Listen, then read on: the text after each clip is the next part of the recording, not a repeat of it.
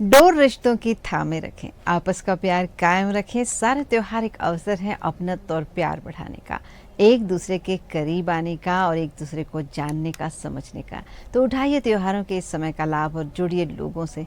खुशी तो मिलेगी ही, उपहार भी मिलेंगे, मिठाइयाँ भी मिलेंगी, जीवन में नई चीज़ें जुड़ेंगी, यानी कुल मिलाकर आनंद बढ़ेगा और त्योहार का असली आनंद आएगा। और कल भी ढेर सारे गिफ्ट आपने दिए भी होंगे, आपको मिले भी होंगे। और आज दिन है शुक्रवार, तारीख है 1 नवंबर 2024, जो मध्य प्रदेश का स्थापना दिवस भी है। और कार्तिक मास से कृष्ण पक्ष की अमावस्या तिथि शाम 6:16 तक है और उसके बाद प्रतिपदा तिथि का आरंभ हो रहा है। स्वाति नक्षत्र है आज और प्रीति योग है सुबह 10:40 तक। उसके बाद आयुष्मान योग का आरंभ होगा। अभिजीत मुहूर्त दिन में 11:48 से दोपहर 12:32 तक है। अमृतकाल शाम 5:40 से 7:27 तक है। आज का राहु काल दिन में 10:46 से दिन में 12:10 तक है। सूर्य और चंद्रमा दोनों ही आज तुला राशि पर संचार कर रहे हैं और हर साल कार्तिक अमावस्या पर दीपावली का पर्व बड़े उत्साह के साथ मनाया जाता है। कल के दिन भी बहुत सारे लोगों ने दिवाली मनाई है और आज के दिन शाम के समय अमावस्या तिथि अंत हो जाएगी, इसलिए माता लक्ष्मी और गणेश जी की पूजा आप दिन में करना चाहें तो आज जरूर कर सकते हैं। पौराणिक कथा की बात करें तो एक बार माता लक्ष्मी को यह अभिमान हो गया था कि लोग धन धान्य के लिए उनकी पूजा करते हैं और उन्हें प्रसन्न करने के लिए तरह तरह के जतन करते हैं। तब भगवान विष्णु ने माता लक्ष्मी के इस अहंकार को तोड़ने के लिए कह दिया कि धन धान्य की देवी होने के बाद भी आप अपूर्ण हैं। जब माता जी ने इसका कारण पूछा तो विष्णु जी ने बताया कि एक स्त्री तब तक अधूरी मानी जाती है जब तक उसे मातृत्व सुख ना हो। विष्णु जी की ये बात लक्ष्मी जी को बहुत बुरी लगी, वे बहुत आहत हुई और जब पार्वती जी से उनकी भेंट हुई तो उन्होंने अपना यह दुख माँ पार्वती के सामने प्रकट किया और उन्होंने माता पार्वती से कहा कि आपके तो दो पुत्र हैं और आप मुझे गणेश जी को दत्तक पुत्र के रूप में देने की कृपा करें। पहले तो माता पार्वती थोड़ी चिंतित हो गई और उनकी इस चिंता को माँ लक्ष्मी ने भांप लिया तो कहा कि मैं गणेश जी को ये वरदान देती हूँ कि जहाँ भी मेरी पूजा की जाएगी वहाँ मेरे साथ साथ गणेश जी भी पूजे जाएंगे। और तभी से माना जाता है कि दिवाली के अवसर पर माँ लक्ष्मी के साथ गणेश जी की पूजा की जाने लगी। और जहाँ महालक्ष्मी धन समृद्धि की देवी हैं और गणेश जी ऋण खत्म करने वाले ऋणहर्ता देव हैं, संकट खत्म करने वाले देव हैं, तो इसलिए साथ में उनकी पूजा की जाती है। और माता सरस्वती जो हमें बुद्धि के साथ साथ कैसे धन को खर्च करना है ये भी बताती हैं। देवी लक्ष्मी को धन और समृद्धि की दाता के रूप में तो पूजा ही जाता है। दिवाली के उत्सव पर धन प्राप्ति की कामना के साथ ही हम उनकी पूजा इसलिए भी करते हैं कि आज के दिन ही वे समुद्र से जन्मी थी, क्योंकि ऐसा माना जाता है कि उनका हमारे घरों में आगमन होता है। मानव मन की बात करें तो धन के आने पर हमारी बुद्धि फिर जाती है, व्यक्ति को धन का अभिमान होने लगता है और जब माता लक्ष्मी को इसका अभिमान हो गया था तो फिर इंसानों की बात ही क्या है। इसलिए गणेश जी की पूजा भी बड़े मन से करें, सरस्वती माता की पूजा भी बड़े मन से करें, माता लक्ष्मी जी के साथ भी। और एक मत ये भी है कि यदि किसी को शुद्ध बुद्धि के बिना ही धन मिल जाता है तो विनाश का कारण बन सकता है। ऐसे में धन के साथ हमें सद्बुद्धि जरूरी है और जीवन में सौभाग्य, सुख, संपदा और यश कायम रहे, इसके लिए भी जरूरी है कि हम गणेश जी का ध्यान भी करें, सरस्वती जी का ध्यान भी करें और साथ में माता लक्ष्मी की पूजा करें। और दिवाली पर हम बहुत सारे उपाय करते हैं, बहुत सारी चीज़ें अपने घर में लाते हैं। शंख, कौड़ी, गोमती चक्र, श्रीयंत्र, हत्था जोड़ी, सियार सिंगी और माता जी के चरण।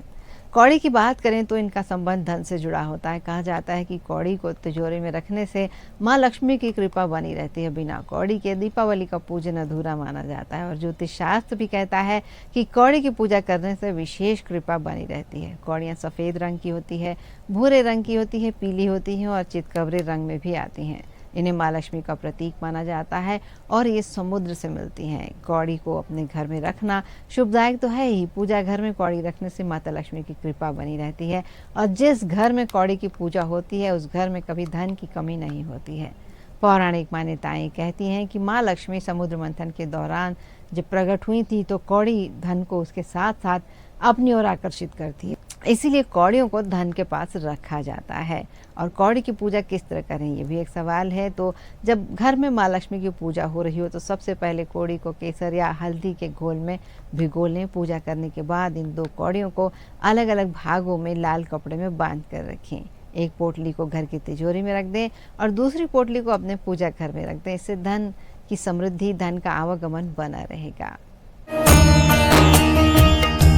इसके साथ ही आज शुक्रवार का दिन है और शुक्रवार के दिन अगर आप पीले रंग के कपड़े में कौड़ियाँ रखते हैं तो उसमें से 11 कौड़ियाँ पीले रंग के कपड़े में बांधकर उत्तर दिशा में पूजा करने के बाद रख दें। इससे धन लाभ हो सकता है, माता लक्ष्मी की कृपा प्राप्त हो सकती है। कौड़ी रखने के बाद दक्षिण दिशा की ओर मुंह करके कुबेर देव के मंत्र का 108 बार जाप करें और इसे तिजोरी में रख दें। और मंत्र जो आप इस दौरान पढ़ेंगे वो है धन धान्य समृद्धि में देही दापय स्वाहा। घर में सुख समृद्धि लाने के लिए अगर आप मुख्य द्वार पर 11 कौड़ियाँ लाल कपड़े में बांध कर लटका देते हैं तो सुख समृद्धि आती है और नकारात्मक ऊर्जा का घर में प्रवेश नहीं होता। बुरी नज़र से बचना चाहते हैं तो पीली कौड़ी को गले में ताबीज़ की तरह पहने। वाहन में काले धागे में बंधी कौड़ी रखें तो इससे वाहन दुर्घटना से बचा जा सकता है।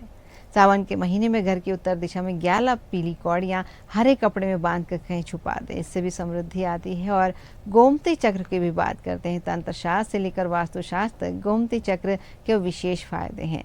अल्पमौली के कैल्शियम मिश्रित पत्थर जो नदी और समुद्र में पाए जाते हैं, इनमें एक ओर गोलाई होती है और दूसरी ओर चपटी सतह पर चक्र बना होता है। इन चक्रों को श्री लक्ष्मी और विष्णु जी का प्रतीक माना जाता है, इसलिए इन्हें भी धन बढ़ाने का साधन माना जाता है।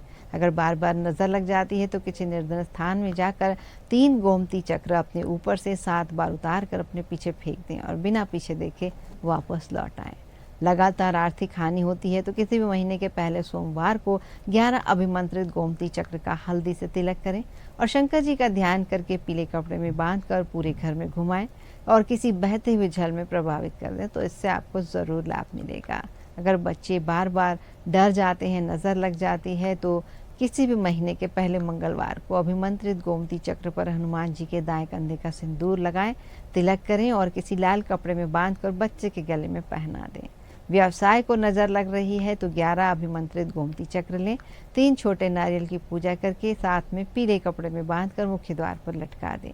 अगर खर्च अधिक है, घटने का नाम नहीं ले रहा है तो किसी भी माह के पहले शुक्रवार को 11 अभिमंत्रित गोमती चक्र पीले कपड़े में रखकर माँ लक्ष्मी का स्मरण करें, विधिवत पूजन करें और अगले दिन ये गोमती चक्र उठाकर घर के चारों कोनों में एक एक गोमती चक्र को दबा दें। 3 गोमती चक्र लाल कपड़े में बांधकर अपने धन स्थान में रख दें। दूसरे 3 गोमती चक्र पूजा स्थल पर रखें और शेष बचा एक गोमती चक्र किसी मंदिर में अपनी समस्या का निवेदन करते हुए भगवान को अर्पित कर दें। और दीपावली पर जो हम ढेर सारे जतन करते हैं उसमें अपने घर को सजाने के लिए उनमें रंगोली की सजावट भी प्रमुख है। चावल के आटे, गेहूं के आटे के साथ पत्थर पीस कर बनाए गए रंगों से हमारे देश में अलग अलग भागों में रंगोली कला का मनमोहक रूप देखने को मिलता है, लेकिन इसके लाभ भी बहुत होते हैं। आंगन में रंगोली बनाने से घर के आसपास का वातावरण सकारात्मक और पवित्र बना रहता है। रंगोली के अलग अलग रंग उत्सव का उत्साह बढ़ाते हैं, उसकी रंगीनी को बढ़ाते हैं। रंगोली हमारे जीवन से जुड़े कई वास्तु दोषों को भी शांत करती है और तनाव तो इससे दूर होता ही है।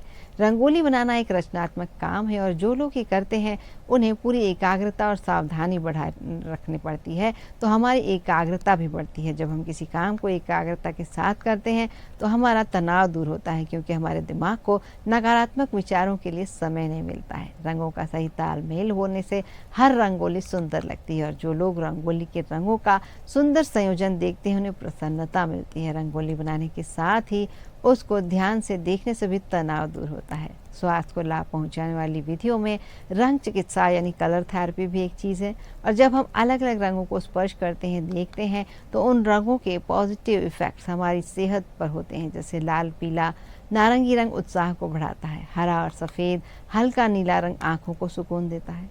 देश भर में रंगोली को अलग अलग नामों से जाना जाता है। दक्षिण भारत में इसे कोलम कहते हैं, राजस्थान में मांडना, उत्तर भारत में चौकपूर्णा, बंगाल में ओल्पना और बिहार में अरिपना या ऐपन के नाम से जानते हैं।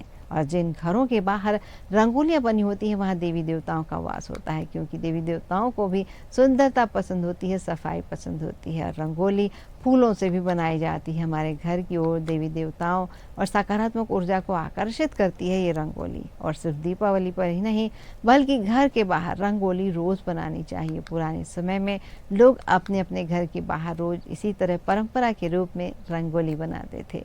और इसमें अनेक ज्यामितीय आकृतियों के साथ हमारे आसपास की प्रकृति का चित्रण होता है और इन्हीं से मधुबनी, चित्रकला, गोंड आर्ट जैसी कई परंपराएं विकसित हुई हैं और इससे देवी देवता तो प्रसन्न होते ही हैं। तो इस दिवाली बनाइए अपने घर के सामने एक सुंदर सी रंगोली और हर दिन बनाइए रंगोली। इससे सौभाग्य बढ़ता है, मन प्रसन्न होता ही है। और इस बात के साथ ही आज के कार्यक्रम से नूपुर शर्मा को यही अनुमति दीजिए। आप सभी को दीपावली पर के बचे हुए दिनों की भी ढेर सारी शुभकामनाएं। आगे कल और बात करेंगे हम अन्य कोट की। नमस्कार आप सभी को।